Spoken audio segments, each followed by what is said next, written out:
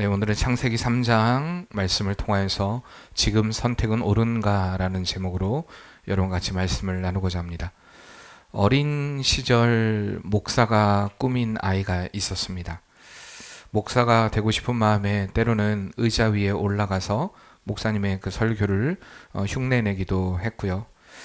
또 이 아이는 어려서부터 천부적인 음악적인 그런 재능을 가지고 있어가지고 음악을 공부하지 않았음에도 불구하고 수도원의 합창단에 들어갈 만큼 어떤 실력을 가지고 있었던 아이이기도 했습니다.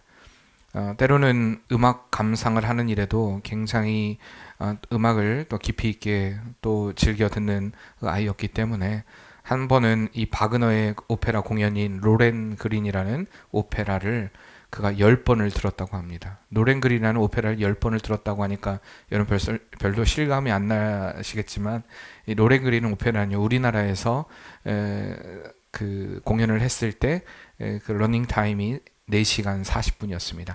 한 편 공연이. 그러니까 그거를 10번을 들었다니까 앉은 자리에서 얼마나 굉장히 그런 음악적인 또한 재능을 가지고 있었는지 모릅니다. 또한 청년이 될 때까지 열심히 신앙 생활을 했고요. 교회를 다녔고요. 철학뿐만 아니라 예술 또 각종 방면의 책들을 즐겨 읽고 다양한 재능을 보이기도 했던 사람이었습니다.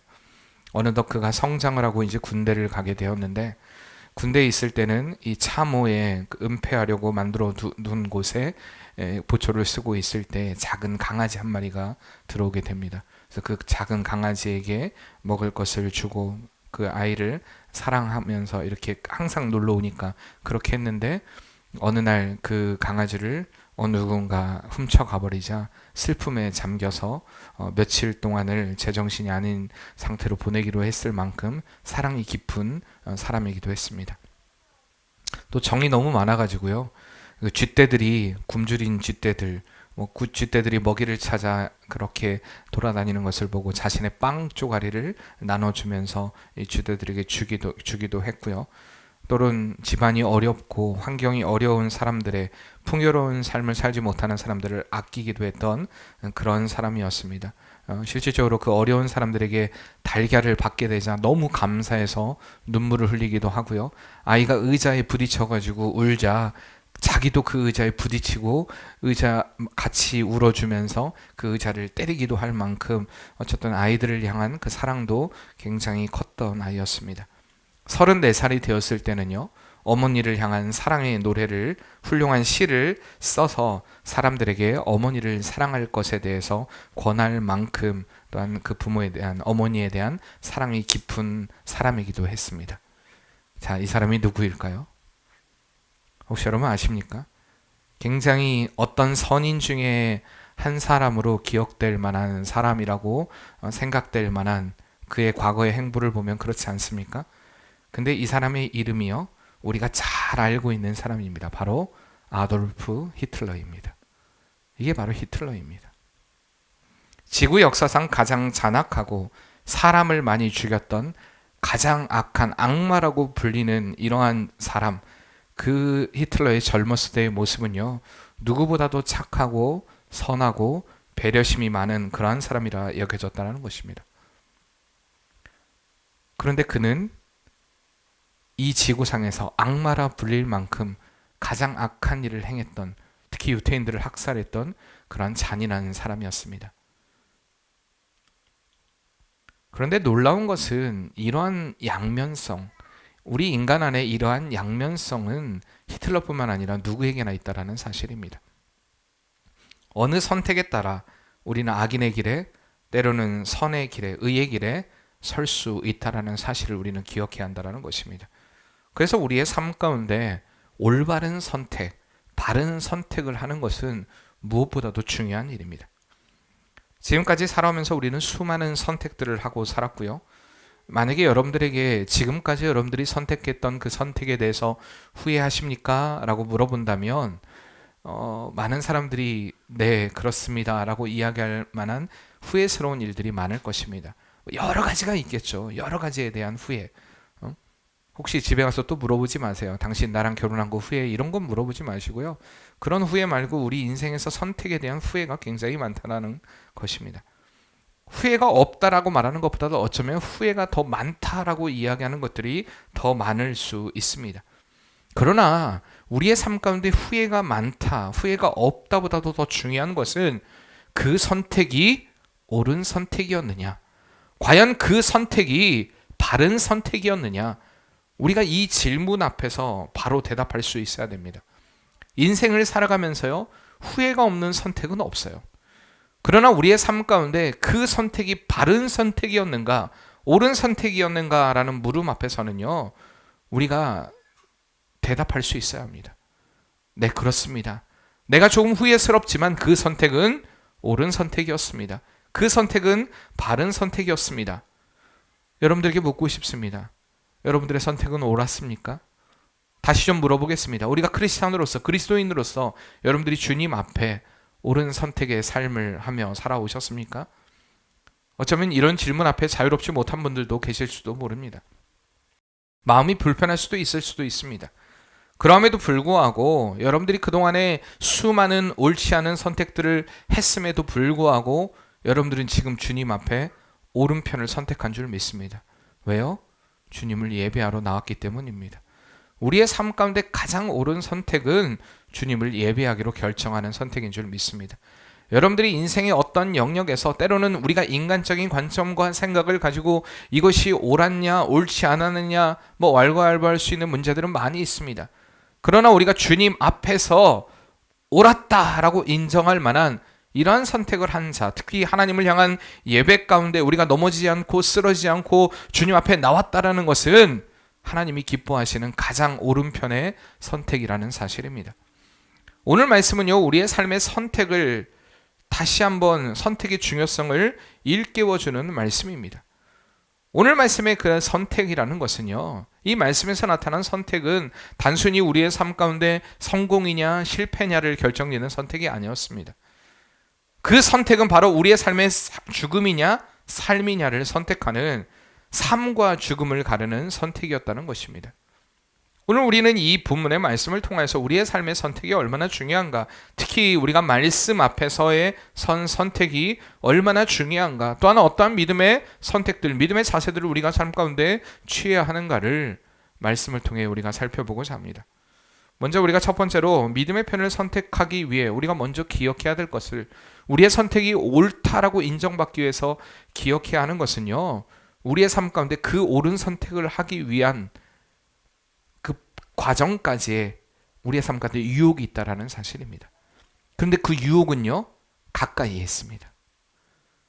유혹은 멀리 있지 않습니다. 한번 따라해봅시다. 유혹은 가까이에 있습니다. 하나님은, 오늘 말씀 우리가 너무나 잘 알고 있죠. 하나님께서는요, 인간을 만드시고요, 인간이 다스리고 거느릴 만한 풍요로운 동산을 만들어 주셨습니다. 우리가 이 동산을 향해 에덴 동산이라고 부릅니다. 이 에덴 동산은요, 모든 것에 부족함이 없는 곳이었습니다. 그곳에서 하나님은 인간이 누릴 수 있는 최상의 행복의 모든 것들을 다 주셨습니다. 그리고 진정한 그들의 삶 가운데 그 모든 것을 누리는데, 그러나 너희의 삶 가운데 진정한 행복이라는 것은 나를 아는 것이다, 이것을 알려주기 위해서 하나님께서 한 가지 제안을 걸어놓으셨는데, 그것이 바로 선악과라는 나무입니다. 너희가 모든 동산의 나무의 실과는 다 먹어도 좋아. 그러나 선악을 알게 하는 나무, 이것만은 너희가 먹지 말라. 먹는 날에는 반드시 결코 죽으리라.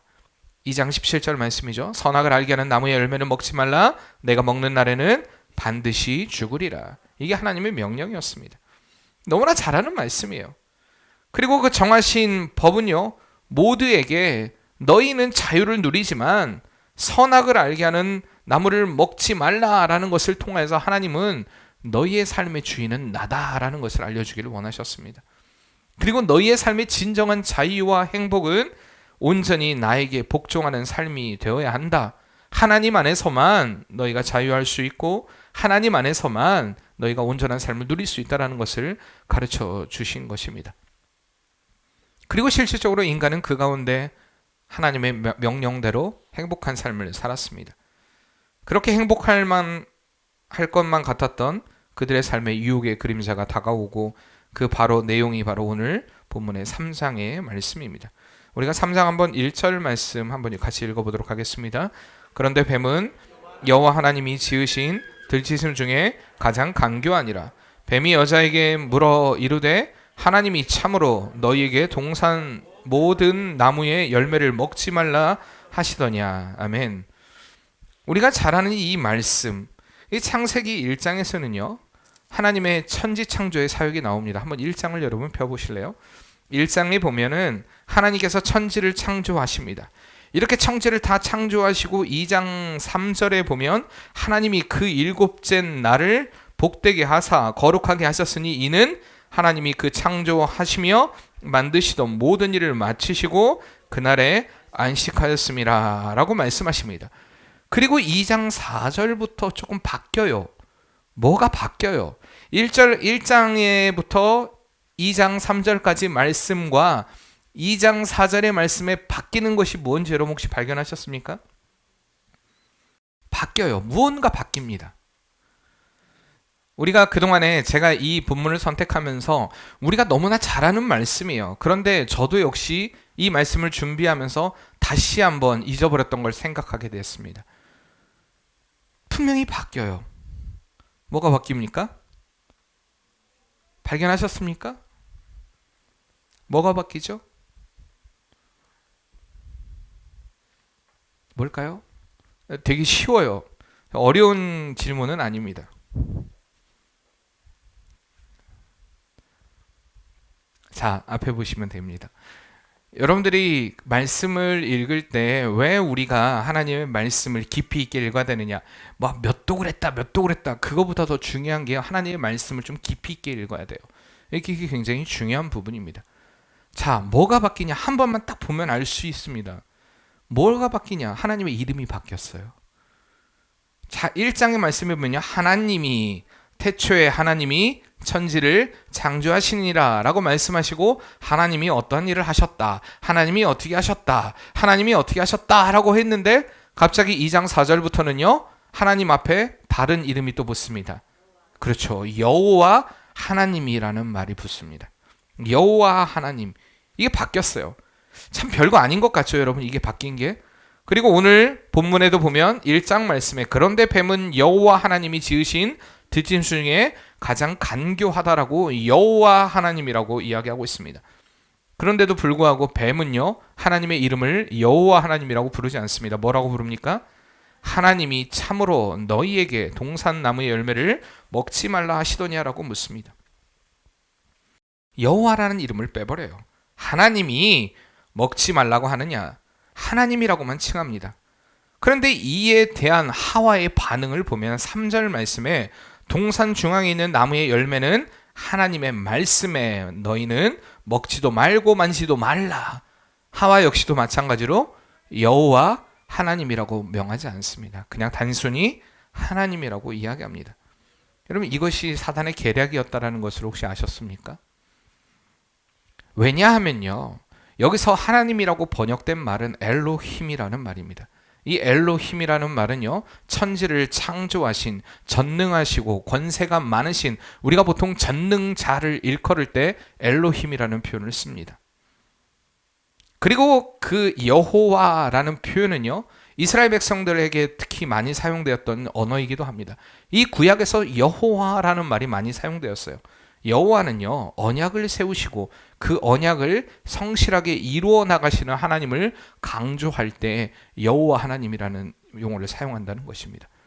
그렇기 때문에 이 특별히 창세기나 또한 그 이스라엘의 그 역사서들을 보면요. 그 안에 하나님의 이름이 여호와 하나님이라는 표현, 또 때로는 하나님이라는 표현보다는 여호와가라는 표현을 더 많이 쓰는 것을 보게 됩니다. 이것은요. 하나님께서 의도적으로 내가 너희와 언약을 맺은 너희는 나와 언약을 맺었다라는 것을 알려주기 위해서 쓰시는 언어라는 것입니다.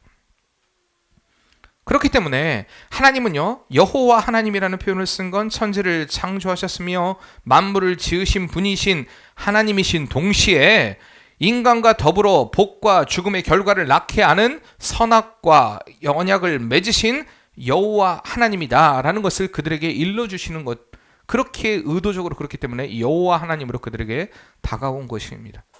그러나 이 뱀이요 하와를 유혹할 때에 하나님이라는 말만 쓰고 여호와, 다시 말하면 하나님과의 언약을 기억할 수 있는 그 이름을 빼버립니다. 하나님의 언약, 하나님의 약속을 기억할 수 있는 그 이름을 의도적으로 사단이 빼버리는 것입니다. 단지 인간과 대조되는 전능한 권세를 가지시는 분이라는 그 용어로서 하나님이라는 말을 사용함으로 인하여서, 이름을 사용함으로 인하여서 어떻게 보면 인간과 다른, 다시 말하면 인간 안에 시기심이 느낄 수 있을 만한, 때로는 선하게 알게 하는 나무를 먹지 말라 그 말신 명령에 대한 어떻게 보면 불만을 갖게 할 만한 이것들을 조장하기 위한 사단의 아주 고도의 전략이었다는 것입니다. 별거 아닌 것 같지만 하나님이라는 이름 하나만으로도 사단은 우리를 유혹할 수 있습니다. 이게 사단의 계략입니다. 사단은요, 우리가 알게 모르게 우리를 유혹하고 있습니다. 때로는 오늘 말씀처럼 우리가 하나님의 이름을 부릅니다. 하나님의 이름을 찬양합니다. 말로는 하나님의 말씀을 이야기합니다. 그러나 그것이 하나님의 말씀이 아닐 때가 많다는 것입니다. 우리가 요즘 어디를 보면 그걸 알 수 있습니까? 욥기를 보면 알 수가 있습니다. 욥기에서요, 엘리바스도 그렇고요, 빌닷도 그렇고요, 소발도 그렇고요, 다 하나님의 이름을 들어서 인과 응보의 하나님에 관한 이야기를 합니다. 그들이 하나님의 이름을 이야기해요. 그리고 하나님의 말씀을 이야기합니다. 그러나 그것은 하나님의 말씀이 아니었습니다. 하나님의 뜻이 아니었다는 것입니다. 그들이 틀린 말을 하고 있는 건 아닙니다. 그러나 그것이 욥에게는 속한 말이 아니었습니다. 이렇듯 우리의 삶 가운데 하나님의 이름을 이야기하지만, 하나님의 말씀을 이야기하지만 그것이 하나님의 뜻이 아닐 때가 있다라는 것, 사단은 그것을 이용해서라도 우리를 충분히 넘어뜨리고 유혹할 수 있다는 사실을 기억해야 됩니다. 그렇기 때문에 우리가 하나님의 말씀 앞에 정확해야 됩니다. 그런 것 같기도 하고 아닌 것 같기도 하고, 이 언제나 악한 영의 계략은 우리의 삶 가운데 혼란을 야기시킵니다. 때로는 의도적으로 알아야 할 사실에 대해서 눈을 멀게 함으로 인하여서 우리로 하여금 잘못된 판단을 하게도 하는 것이 바로 사단의 계계라는 것입니다. 그런데 문제는 그 유혹이 우리의 삶에 가까이 있다는 것입니다. 우리가 생각하는 더 고차원적인 방법으로, 생각하는 것보다 더 고차원적인 방법으로 사단은 언제나 우리를 유혹하고 있다는 사실을 우리는 기억해야 됩니다. 그렇기 때문에 베드로 사도는요, 베드로전서 5장 8절 말씀을 통해서 이러한 고도의 전략을 가진 사단의 계략을 알았기 때문에 이렇게 얘기합니다. 근신하라, 깨어라. 너희 대적 마귀가 우는 사자같이 두루다니며 삼킬 자를 찾는다라고 이야기합니다. 근신해야 된다. 깨어야 된다. 왜? 너희 대적 마귀가 우는 사자와 같이 삼킬 자를 찾고 있기 때문이다. 베드로는 이렇게 이야기하는 것입니다. 사단은요, 우리를 언제나 넘어뜨리기 위해서 만반의 준비를 갖추고 있는 그런 존재입니다. 근데 우리는 어떠한 모습으로 서야 하느냐? 깨어 있어야 됩니다. 근신해야 됩니다. 그런데 여러분, 그렇고 있습니까? 우리가 왜 유혹에 넘어지느냐? 왜 우리가 좌절하고 낙심하느냐? 제가 간혹 여러분들 가운데 여러분들과 인사하면서 우리가 이렇게 인사합시다. 자, 삐지지 맙시다. 서운해하지 맙시다. 웃죠, 여러분들. 무슨 인사가 삐지지 맙시다. 서운해하지 맙시다. 이런 인사가 어디 있습니까? 여러분 그렇게 생각할지 모릅니다. 그런데요, 제가 보니까 교회 안의 문제는요, 큰 데서부터 일어나지 않아요. 작은 서운함부터 일어납니다. 때로는 그것이 정말 별거 아닌, 좀 내 마음 안에 정말 작은, 아주 때로는 우리가 믿음도 겨자씨라고 얘기하지만 죄악도 겨자씨만한, 아니 작은 누룩과 같은, 겨자씨라는 표현은 안 하죠. 누룩이라고 얘기하죠. 그 죄악이 결국에 우리의 삶 가운데 완전히 우리를 망가뜨리는 것들을 너무나 많이 보기 때문에 제가 여러분들에게 인사할 때도 삐치지 맙시다. 서운해하지 맙시다. 왜냐하면 그 작은 일부터 시작해서 우리의 삶 가운데 결국에는 관계를 틀어지게 만들고요, 우리 마음 안에 그것이 의심으로, 불신으로, 결국에는 대적하는 마음으로 바뀌게 되어가는 것을 저는 너무나 많이 봤기 때문에 우리 교회 안에, 특히 여러분들 안에 서운한 마음이 있을 때, 때로는 내 안에 삐지고자 하는 그런 마음이 있을 때에, 때로는 우리 안에 막 속이 끄는 것 같은 그런 마음이 조금이라도 일어날 때에 그것을 해결하지 않으면요, 우는 사자와 같은 사단은 반드시 우리의 마음을 삼켜버립니다. 그래서 여러분들 조심해야 한다는 것입니다. 그래서 교회 안에 자꾸 뒷말하지 마십시오. 제가 웃긴 얘기가 아니에요. 작은 말 같지만 아우 좀 이건 이런 것 같아라는 그 말이요. 결국에는 다른 사람들에게 퍼졌을 때 그게 확장이 됩니다. 내 부정과 불만은 입에서 나가는 그 순간부터요. 파급 효과가 엄청납니다. 그래서 제가 우리 교회 안에 말을 조심해야 됩니다. 때로는 삐짐을 조심해야 됩니다. 때로는 서운함을 조심해야 됩니다. 이런 이야기를 하는 이유가 그것입니다. 여러분 생각해 보세요. 지금까지도 교회 생활을 하면서도 모든 일들을 보면요. 진리 싸움을 위해서 하나님의 편을 선택하고 선택하지 않고의 문제가 아니었습니다. 대부분 내 마음 안에 서운함. 여러분 과연 우리의 삶 가운데 사단의 유혹이 어떻다라는 것을 우리는 분명히 알아야 됩니다. 그렇기 때문에 우리는요. 작은 유혹을 그냥 넘겨서는 안 된다는 것입니다. 하와를 유혹했던 뱀의 유혹은 거창한 것 아니었습니다. 그냥 단지 언약의 하나님을 기억하게 하는 그 이름만 뺐습니다. 그리고 그에게 다가갑니다. 하나님이 참으로 너희에게 동산 모든 나무의 열매를 먹지 말라 하시더냐. 그러나 그 결과는요. 비참한 죽음이었다는 사실을 우리는 결코 잊어서는 안 된다는 것입니다. 언제나 여러분들 앞에 작은 유혹이라 할지라도 여러분 믿음으로 이겨내시길 바랍니다. 그 작은 유혹을 놓쳐서는 안 된다는 것입니다. 두 번째 우리가 믿음의 편에 서기 위해서 기억해야 할 것은요. 비슷한 것을 조심해야 됩니다. 뭐 비슷한 말이에요. 먼저 얘기했던 유혹과도 비슷한 말입니다. 유혹은 가까이에 있다. 그리고 비슷한 것을 조심해야 돼요. 인간 안에 불신을 심어놓는 사단은요. 아주 그럴듯한 앞에서 말씀드렸듯이 유혹을 던집니다. 그리고 하나님의 말씀을 거론하면서 인간에게 혼란을 줍니다.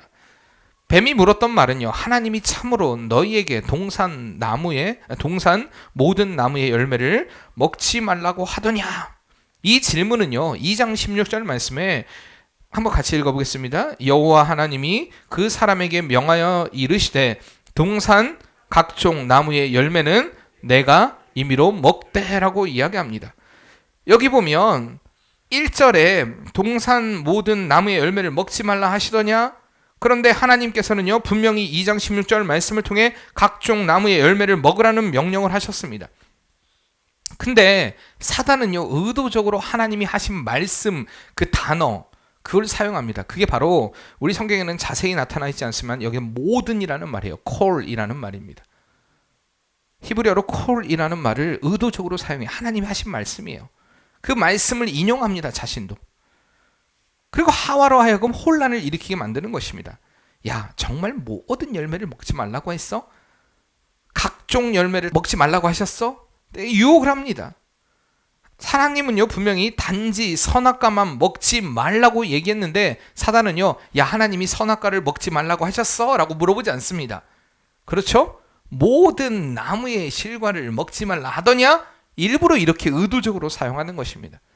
그러니까 유혹은요 우리의 삶 가운데 우리를 넘어뜨리는 것은 굉장히 비슷하게 다가옵니다. 맞는 말 같아요. 여러분들이 그렇기 때문에 제가 늘 얘기하잖아요. 우리의 삶 가운데 어떤 의중을 가지고 이야기하는 것들, 그 조심해야 될 것들이 많아요.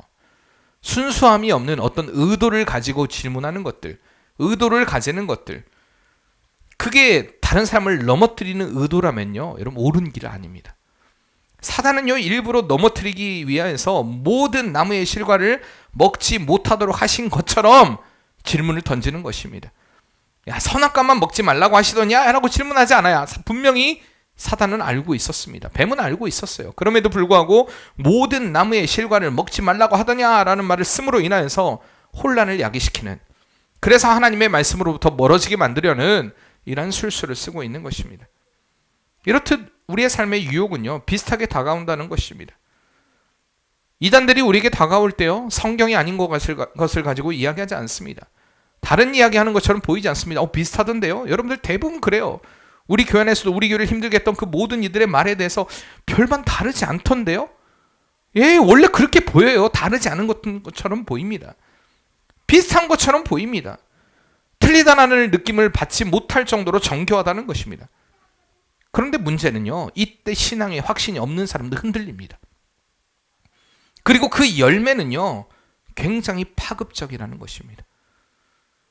그렇기 때문에 우리가 말씀에 대한 깊은 고민을 하지 않고 하나님의 말씀에 대해 깊이 묵상하지 않는 자들은요 이단의 교리의 확신, 이것이 굉장히 매력적으로 보입니다. 왜? 명확한 답을 주는 것처럼 보이지만 우리의 삶 가운데 여러분 생각해 보세요. 예수가 생명입니다. 예수님을 믿어야 됩니다. 여러분 이거 막연하지 않습니까? 인간적인 생각으로 보면 우리는 이미 예수 그리스도를 믿고 있기 때문에 네 믿습니다 라고 받아들이지만, 그렇지 않는 사람들에게는 예수님을 믿어야 됩니다 라는 말이요, 뭐 믿으라는데 어떻게 믿으라는 거야. 여러분들 가운데서 그런 이야기하는 분들도 종종 봅니다.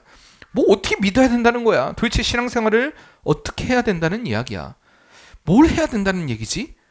좀 막연하지 않아? 이거 여러분 사단이 조장하는 것이라는 걸 알아야 됩니다. 원래 믿음이라는 건요, 그렇기 때문에 믿어야 합니다. 근데요, 이단들은요, 굉장히 명쾌합니다. 자, 오늘 여러분들이 하나님의 말씀을 듣고 이 말씀에 대해서 시험을 봅니다. 시험을 봐서 90점 이상 맞은 사람들은 구원받았습니다. 얼마나 명쾌합니까? 그러니까 그들은 시험 봅니다. 신천지 시험 봅니다. 그래서 몇 점 이상 맞으면 통과됐습니다. 당신은 구원받았습니다. 여러분 만약에 구원의 징표를 그렇게 준다고 하면 얼마나 쉽습니까? 근데 기독교는 그런 종교가 아니에요. 그렇기 때문에 우리에게 믿음이 필요합니다. 근데 그 믿음이 막연하게 들려줄 수 있다는 것입니다. 때론 우리에게 혼란스럽게 들려줄 수 있다는 것입니다. 근데 그 혼란스럽게 들려지고 때론 우리에게 의심으로 다가오는 것은 사단의 계략이라는 것을 우리는 기억해야 한다는 것입니다. 그렇기 때문에 우리가 진리의 바른 말씀 안에 서 있어야 됩니다. 말씀을 깊이 있게 들어야 됩니다. 알아야 합니다.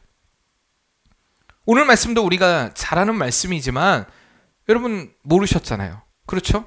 하나님이라는 이름이, 여호와라는 이름이 생략됨으로 인하여서 사단이 하와를 유혹했다는 것에 대해서 아셨습니까? 우리의 삶 가운데 알고 있는 말씀들이지만 그 말씀에 깊이 들어가면 더 큰 깊이가 있다라는 것, 더 큰 깨달음이 있다라는 것. 그렇기 때문에 말씀을 자꾸 우리가 깊이 있게 알려고 하는 마음들이 있어야 한다는 것입니다. 교회 생활을 할 때 여러분 대충 하지 마세요. 대충이라는 말은 교회에서 절대 있어서는 안 될 말입니다. 신앙생활에서 대충, 말씀도 대충, 기도도 대충, 찬송도 대충, 이렇게 대충 예배드리는 자들에게 하나님의 역사가 일어나지 않는다는 것입니다. 진짜 하나님의 사람이라면 하나님의 말씀 앞에서 대충 살 수 없습니다. 요한복음 8장 47절 말씀해 보면 하나님께 속한 자는 하나님의 말씀을 듣나니 너희가 듣지 아니함은 하나님께 속하지 아니하였음이로다 라고 말씀하십니다. 하나님께 속한 사람은요, 하나님의 말씀에 대한 관심을 갖게 됩니다. 그래서 여러분들 예배 가운데 멍해서는 안 돼요. 대충 하나님 앞에, 하나님의 말씀 앞에 내가 꼭 수업 시간에 수업을 듣는 것처럼 이 시간에 뭐 약간 수업 시간에 다 어떻게 그 말씀을 듣겠어, 그 말을 다 듣겠어, 때로는 내가 싫어하는 수업 시간에는 좀 못 들을 수도 있잖아. 이걸 예배에 비유합니다. 아니에요. 성경은 이야기합니다. 예배는 산 제사입니다. 우리의 몸과 영과 혼을 다하여, 우리가 모든 것을 다하여 주님 앞에 드리는 시간이 예배의 시간이에요. 공부 시간이 아닙니다. 그렇기 때문에 우리는 깨어 있어야 됩니다. 왜? 사단이 우리를 넘어뜨리려 하기 때문에. 그렇기 때문에 말씀을 듣고자 하는 마음, 하나님께 속한 사람은요 반드시 이 마음들이 생깁니다. 정확히 알고자 하는 마음이 생깁니다. 우리 안에 거짓인 듯 아닌 듯 보여지는 그 모든 일들은 어떻게 평가가 되느냐, 결과를 보면 알아요. 그 결과가 아름답지 못한 것은요 거짓입니다. 사단의 일입니다. 그렇기 때문에 에베소서 5장 15절 말씀에 그런즉 너희가 어떻게 행할 것을 자세히 주의하여, 뭐라고 얘기합니까? 지혜 없는 자같이 하지 말고 오직 지혜 있는 자같이 하라라고 이야기합니다. 지혜 있는 자같이 우리가 믿음으로 행해야 됩니다. 우리가 같이 한번 인사해 봅시다. 말씀 앞에 지혜로운 자가 됩시다. 여러분 말씀 앞에 지혜로운 사람이 돼야 돼요. 하나님께 기도해야 됩니다. 이 말씀을 알아가는 재미가 얼마나 큰지 모릅니다. 많은 사람들이 정말 안타까운 건 목회자들도 별로 공부를 안 해요. 너무 쉽게 이야기합니다. 얼마 전에 어떤 목사님하고 이야기하면서 뭘 설교 준비를 그렇게 오래 해? 저보고 그러더라고요. 네? 20년 넘게 설교했으면 그냥 흘러나오는 거지. 뭐가요? 저는 20년 해보니까 20년 넘었죠. 해보니까 더 두렵던데요. 더 고민이 되던데요. 여러분 더 고민이 돼요. 제가 그동안에 25년을 하면서 이 말씀에 대해서 수없이 봤는데 저도 발견한 지 얼마 안 돼요. 그동안에 그렇게 봤는데 이것이 이렇다. 그래서 저는 늘 우리 학생 청년들에게도 뭐 혹시나 목회자가 된다는 사람들에게도 이야기합니다. 공부 안 할 거면 절대 되면 안 된다. 책 안 읽은 사람은 절대 되면 안 된다. 하나님의 말씀에 대해서 고민하지 않는 사람은 절대 되면 안 된다. 얼마나 이게 두려움인지 몰라요. 쉬워 보이십니까? 토요일 날 저를 건들지 말라고 얘기하는 게 그런 이유 때문이에요. 물론 이제 제가 앞으로는 좀 더 바뀔 거예요. 더 자유스럽게 하기 위해서 토요일 하루만 준비하는 게 아니에요. 이 말씀을 준비하고 또 생각하고 고민하고 토요일 날 정리를 하는 것뿐이지 너무 힘들어요. 어떨 때는. 근데 무슨 얘기예요? 하나님의 말씀에 대해서. 근데 그게 재밌어요. 저는 그게 재밌다는 얘기입니다. 여러분들의 삶 가운데 그 말씀에 대한 고민들은요, 목회자의 재미만이 아니에요. 하나님의 말씀을 알아갈 때 하나님은 그 안에 우리 안에 생명력을 주십니다. 얼마나 기쁜지 몰라요. 여러분 그런 그 기쁨의 역사가 여러분들의 삶 가운데 일어나길 바랍니다. 베레아 사람들이 늘 하나님의 말씀을 언제나 어찌한가 하고 깊이 상고했던 것처럼 우리가 말씀을 깨닫고자 하는 그런 믿음의 열정을 소유하는 복된 성도의 삶이 되시길 바랍니다. 세 번째로요, 우리가 믿음의 편을 선택하기 위해서 기억해야 하는 것은요, 나의 만족을 채우는 일은 잘못된 일이라는 것을 알아야 합니다. 내 만족을 채우는 일. 오늘 본문의 하와가 선택한 편은요, 5절과 6절에 나와 있습니다. 같이 한번 읽겠습니다. 5절과 6절. 너희가 그것을 먹는 날에는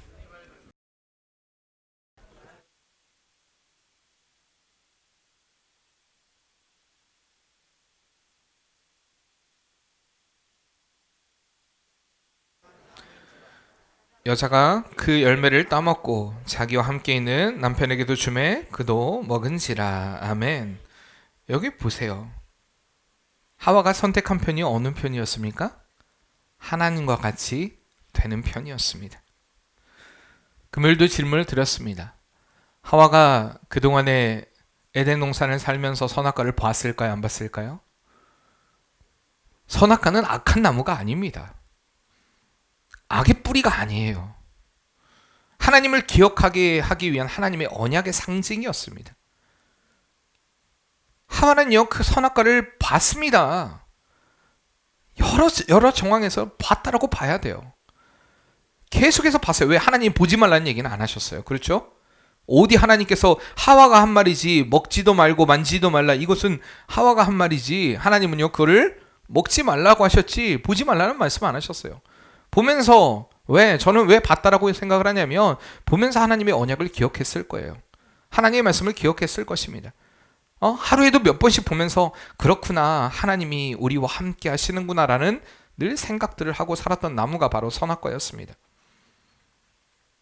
그리고 그 나무를 보면서 하나님의 언약을 기억하고 또한 그 말씀 앞에 순종해야 할 것을 다짐했을 수도 있습니다. 그런데 이제는 선악과가 더 이상 하와에게 하나님의 언약을 기억하는 나무가 되지 못했다는 것입니다. 6절 말씀에 여자가 그 나무를 본즉, 사실 그동안에도 보았는데 본즉이라는 말을 썼다는 건 그동안에 그녀가 보았던 나무가 아니었다는 것입니다. 이제 그 나무는요, 계속해서 나와 있죠. 먹음직도 하고 보암직도 하고 지혜롭게 할 만큼 탐스럽기도 한 나무인지라. 그동안에 보았던 나무가 아닙니다. 이제는 먹음직도 하고 보암직도 하고 지혜롭게 할 만큼 탐스러운 나무로 보였다라는 것. 다시 말하면 더 나아가서 그 열매를 먹음으로 인하여서 하나님과 같이 될 수 있다라는 야망을 꿈꿀 수 있는 나무가 되었다는 것입니다. 그리고 그녀는 그 나무의 열매를 따먹었습니다. 그리고 그와 함께했던 남편에게도 전해줍니다. 이게 바로 죄의 시작이었습니다. 세상을 살면서 세상의 이치로 본다면 나의 만족을 채우는 건 당연한 것입니다. 그렇잖아요. 나의 만족을 위해서 우리가 도덕시간, 요즘엔 도덕시간에 그런 거 안 배우는 것 같아요. 제 1학년 때 쫙 들어가자마자 인간의 욕망은 채울 수 없다. 그 욕망에 대해서 처음으로 배웁니다. 인간의 욕망은 그 무엇으로도 채울 수 없다. 그럼에도 불구하고 사람들은 그 늘 욕망의 끈을 욕망에 놓지 못하고 늘 자신의 만족을 위한 삶을 살아간다. 근데요, 세상의 이치로 보면요, 이것이 맞는 것처럼 보여요. 이게 지혜로운 삶이라고 가르칩니다. 자신을 위한 삶을 살아가는 것들, 자신의 세계를 만드는 것들, 자신의 부유함을 위해 살아가는 것들.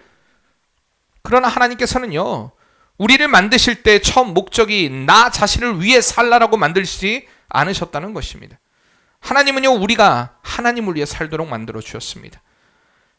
하나님을 위해 살도록. 이것은 우리의 삶 가운데 어떤 선택이 아니라 의무라는 것입니다.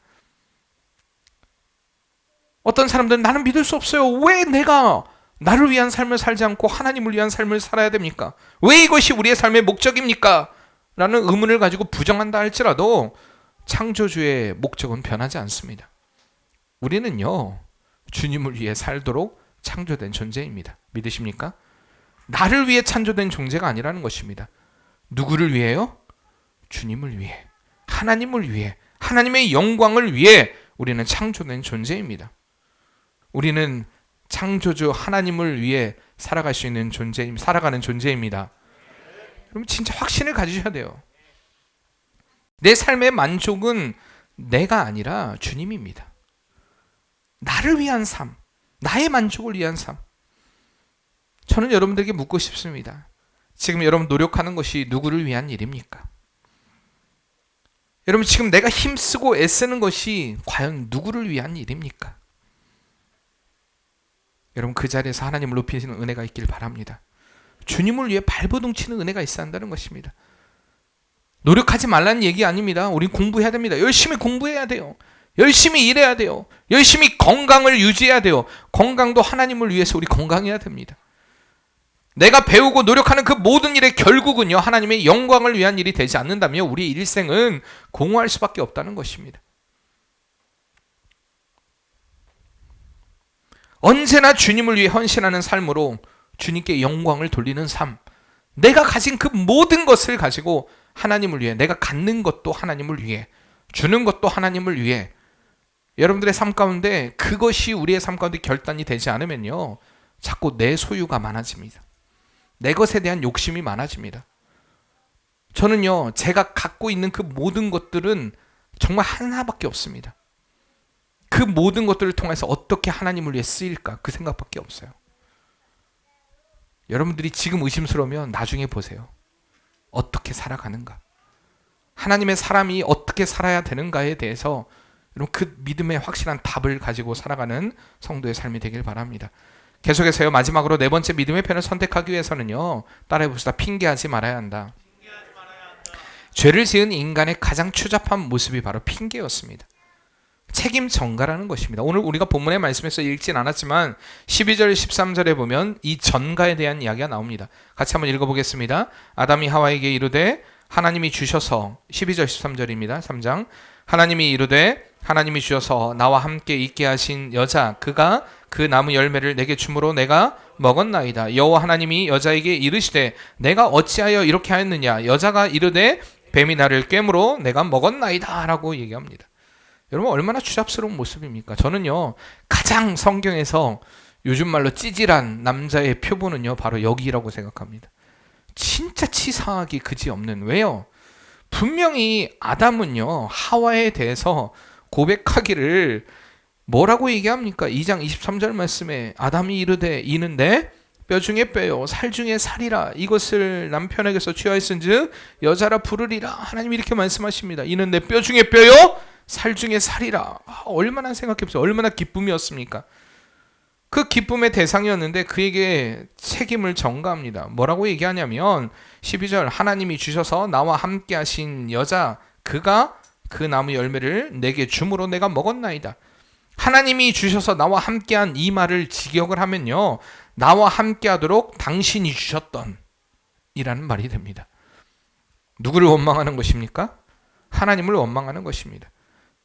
자신이 선악과를 먹은 것은 여자 때문이다. 책임을 전가하면서 근데 그 여자를 만드신 분이 바로 당신입니다 라고 책임을 하나님께 전가하고 있는 완악한 모습을 볼 수가 있는 것입니다. 그렇기 때문에 제가 가장 치졸하고 치사하고 찌질한 남자의 모습이라고 얘기하는 것입니다. 죄를 지었을 때 인간은 이럴 수밖에 없어요. 죄를 지었을 때. 그런데요, 제가 왜 다윗을 위대한 사람으로 생각하느냐? 그 우리아의 아내 밧세바를 취했을 때에 나단이 와서 그게 당신이다 라고 이야기했을 때에 다윗이 어떻게 합니까? 옷을 찢고 하나님 앞에 회개합니다. 이게 진짜 하나님의 사람이에요. 너무 안타까운 것은 아담이 이때 하나님 앞에 회개했더라면, 하나님 앞에 하나님 내 잘못입니다. 물론 그렇다고 해서 이 죄의 결과가 뭐 뒤바뀌진 않았겠지만 그래도 그렇게 했더라면, 그래도 우리 인류의 조상이잖아요. 근데 아담의 그런 선택은 오늘 우리도 하고 있다는 것입니다. 늘 우리의 삶 가운데 무언가를 지적당할 때 핑계댑니다. 책임을 전가합니다. 내 뼈 중에 뼈요 살 중에 살이라는 기쁨의 대상, 이제는 그 모든 핑계를 그 여인에게 대고 하나님께 대고 있는 것입니다. 그래서 이때부터 남편이라는 말이 생겼다고 합니다. 남의 편. 그래서 남편. 또 이거 가지고 또 그렇구나, 남편이라는 말이 생겼구나, 이러면 안 돼요. 참 우리나라 말 중에 저는 그래서 제일 마음에 안 드는 말 중에 하나가 남편이에요. 남편. 왜 남편이지? 뭘 알아요. 의미는 알아요. 한자니까. 근데 남의 편, 꼭 그렇게 진짜 남의 편처럼 들리잖아요.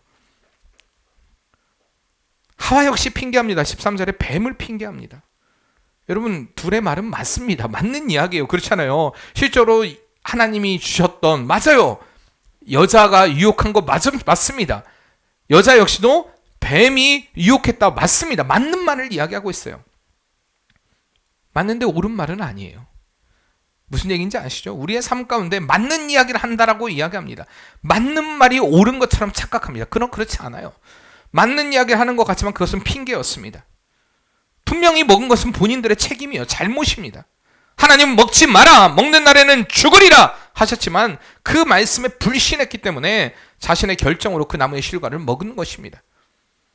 간혹 어떤 이들은 이 장면을 익살스럽게 표현합니다. 저도 초등학교 때 선생님이 설명하면서 이 아담은 그 나무의 실과가 선악과인지를 모르고 하와가 여보 이거 맛있어 유혹을 하면서 먹어봐 라고 얘기하니까 아담이 먹었는데 오 왜 이렇게 맛있어, 이게 무슨 과일이야, 그러니까 선악과야 으악 해갖고 걸려가지고 남자가 목젖이 나오게 됐다.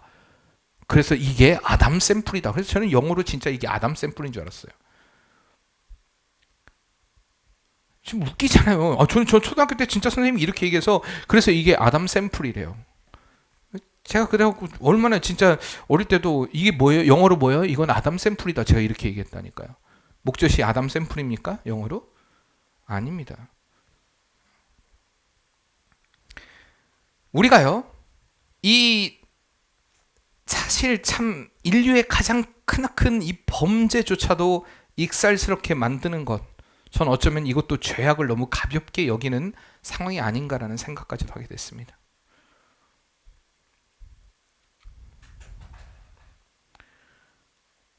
아담은요, 선악과인 줄을 알고 먹었을까요? 아담이 선악과인 줄 알고 먹었을까요? 모르고 먹었을까요? 여러분 어떻게 생각하십니까?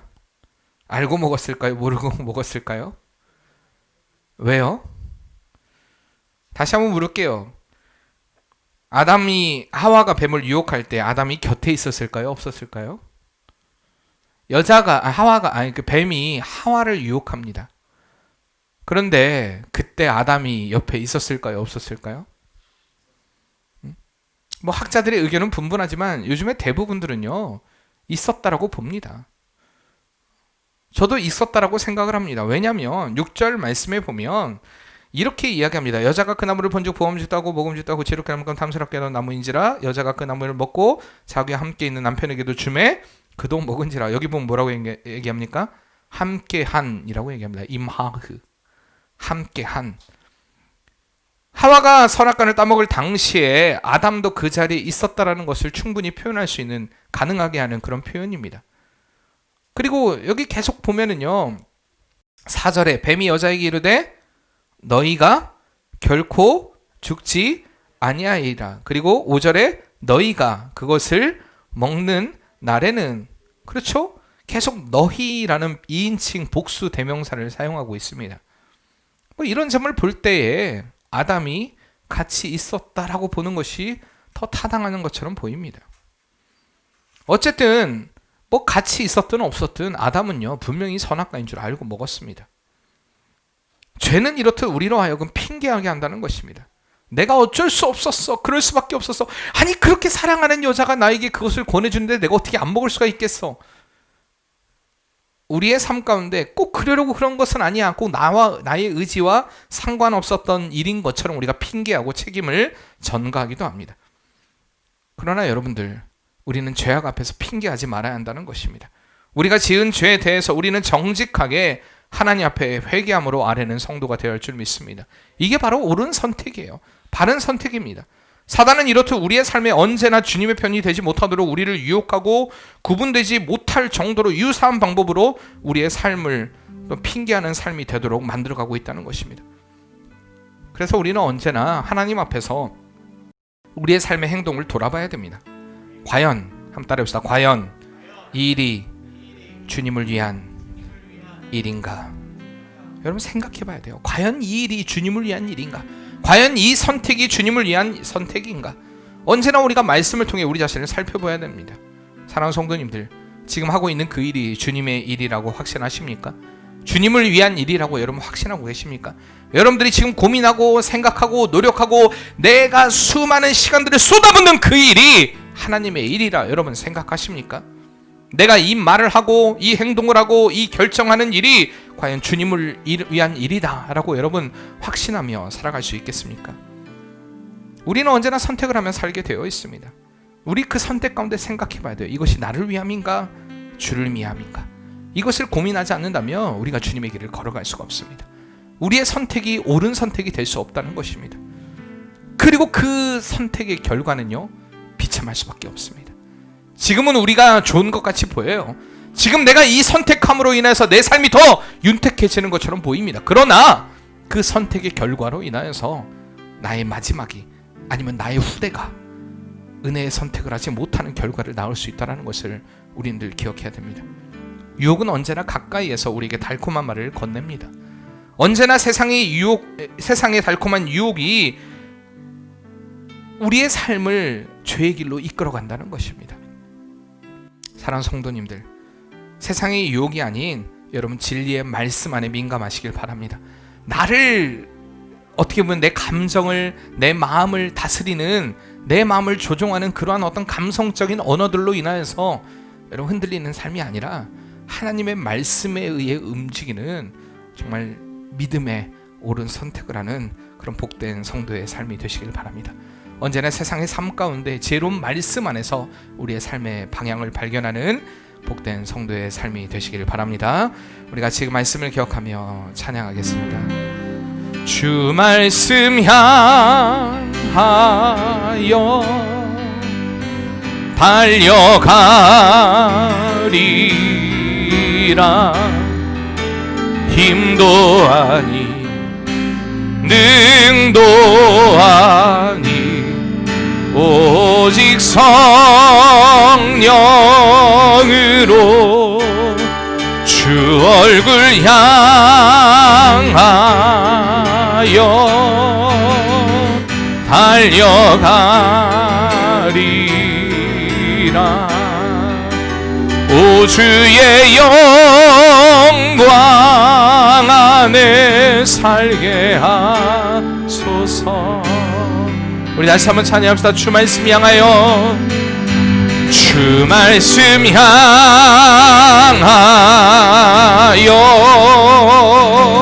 달려가리라. 힘도 아니 능도 아니 오직 성령으로 주 얼굴 향하여, 주 얼굴 향하여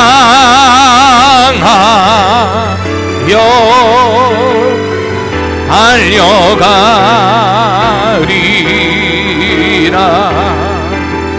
오 주의 영광 안에 살게 하소서.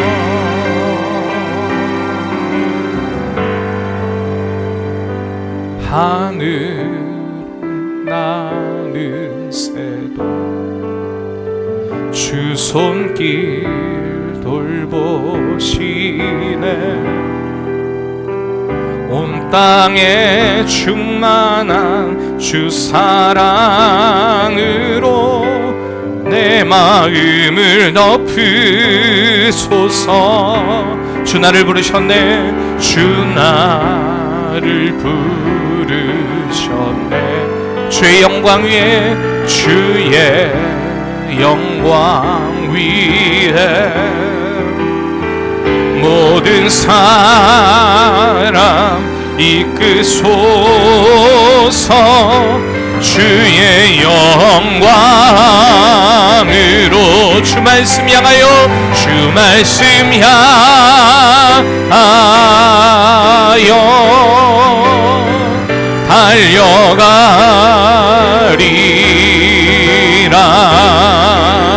힘도 아니 능도 아니 오직 성령으로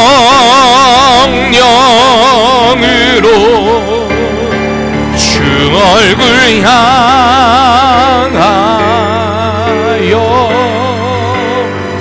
달려가리라.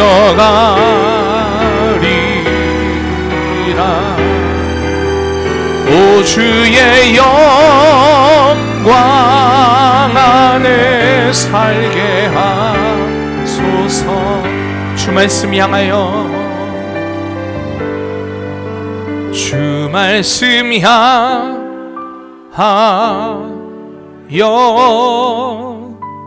달려가리라.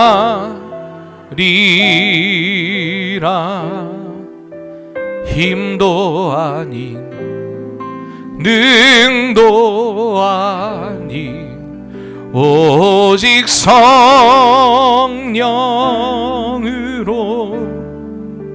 주 얼굴 향하여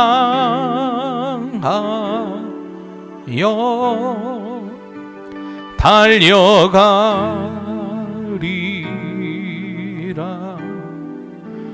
오 주의 영광 안에, 오 주의 영광, 오 주의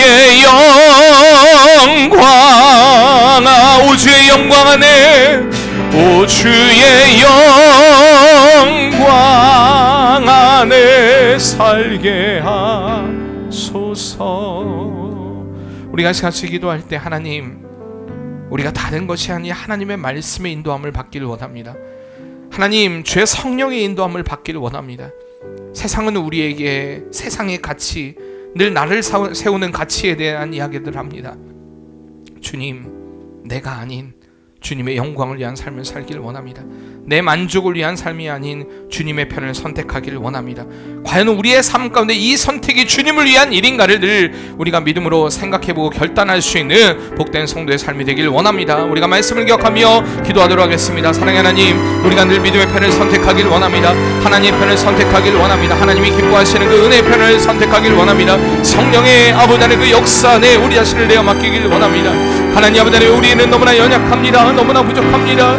오늘 아담과 하와가 쓰러진 것처럼 우리는 쓰러지고 넘어지고 자빠지는 인생을 살아가고 있습니다. 주님, 우리를 불쌍히 여겨주시고 하나님의 말씀이, 주의 성령이 우리의 삶을 움직이고 우리의 생각을 움직이고 우리의 뜻을 움직일 수 있는 은혜의 역사 일어나게 도와주시고, 그리스도 예수의 그 말씀이 날마다 우리를 새롭게 세워가는 은혜의 역사 일어나게 도와주시옵소서. 하나님 아버지, 주의 말씀 안에서 우리의 삶의 길을 찾고 우리의 방향을 찾고 믿음의 길을 선택할 수 있는 복된 성도의 삶이 되게 도와주시옵소서 믿습니다. 사랑의 하나님, 우리가 과연 믿음의 편을 선택하고 있는가? 오늘 우리의 선택이 과연 하나님이 기뻐하시는 선택인가? 하나님, 세상은 자꾸 우리에게 나를 위한 삶을 살라고 말합니다. 그러나 주님, 우리의 삶의 목적은 하나님을 위해 살아가는 것입니다. 늘 하나님의 편에서, 하나님의 말씀 안에서 하나님이 기뻐하시는 그 편을 선택하며 주여 안에서 옳은 편을 선택하며 늘 믿음의 길을 걸어갈 수 있는 우리의 삶이 되게 도와주시옵소서. 우리는 힘이 없습니다. 우리는 연약합니다. 그렇기 때문에 주님께서는 또한 도와주시는 성령을 우리에게 보내주셨습니다. 그 성령으로 인하여서 우리가 늘 옳은 편을 선택하게 도와주시고 늘 진리의 편을 걸어갈 수 있는 은혜의 삶의 역사가 이루어지게 도와주시옵소서. 예수님의 이름으로 기도합니다.